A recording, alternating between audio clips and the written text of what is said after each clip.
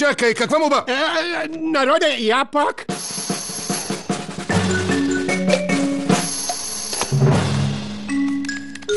Морис, Морт, нареждам ви да служите на миризливото морско пиле, като на краль през следващите 24 часа. Добре. Или поне докато не дойде разплакан при мен за помощта до малко мене. Момчета, сега опашаткото е вашият командир. Очаквам да изпълнявате всяка негова заповед през следващия ден.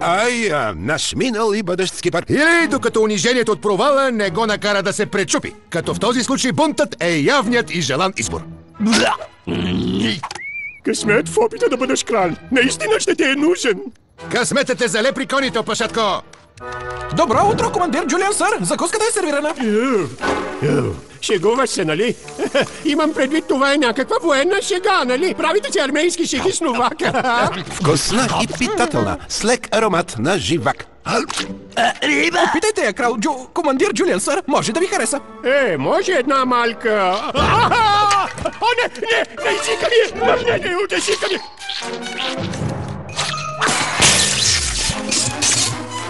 Първата награда на редник. Много странно. Скипър изяжда по 4 такива на закуска. Много странно. И знаете ли защо? Защото всеки истински водач би взял 5. Сервирайте ги! Риба! Точно така. Не спирайте. Не бъдете стиснати се след... Махнете тази смрадната цика ми, моля ви!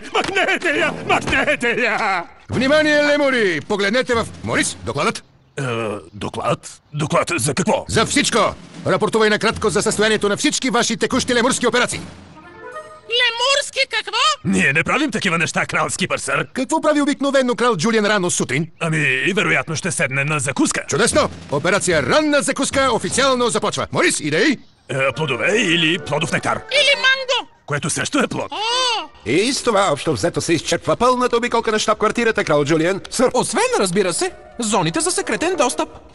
Секретни зони ли казахте? Тоест типи-топ секретни зони? Какво?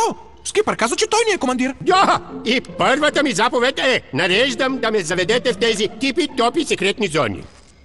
До асансьора има достъп чрез този контролен панел. Копчета? Не, чакай, не! Спри! Тези копчета контролират антинатропически метод и хитри. Този тук нещо е залепнал. Не разбирам.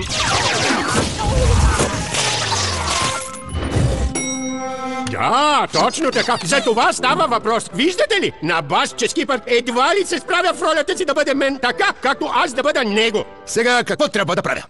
Крал Джулиан вероятно би се плеснал на трона си сега. Това ли е? Трябва ми екшън! Сигурно има нещо, което опашаткото прави, което аз правя по-добре. Ръка! Ципи, това е ново. Сега крал Джулиан би го изритал. Струва ми се жестоко и прекалено. Да, веднъж го изрита чак при Бърт. При дебелокожите, слабичко, на баш ще мога да стигна 63-ти лекс. Само гледай. Колата ми! Моята кралска сила е в зоната! Супер секретните зони са разделени на подземни нива от 1 до 12. Много добре. Колко? Кое от нивата е най-типи-топи тайно, значи? Може би 11? Не, 12, нали? Да. Освен, разбира се, тайното ниво 13. Но той е толкова тайно, че... Махни! Какво? Сега той командва. Това са моите неизпробвани изобретения. Не пипай нищо! Браво, редник! Я погледни това дупце, кой се друска, кой е гъвка в кръста и кой не издънка. Какво е това не е школа? Защото не е старата школа, не е и новата школа. Но виж какво открих на твоето топ секретно, за което и ти не знаеш какво съдържа ниво 13. Смахната тайна дяджа. Това е моят звуков субчастичен ускорител и не е играчка! Така ли? Тогава защо е...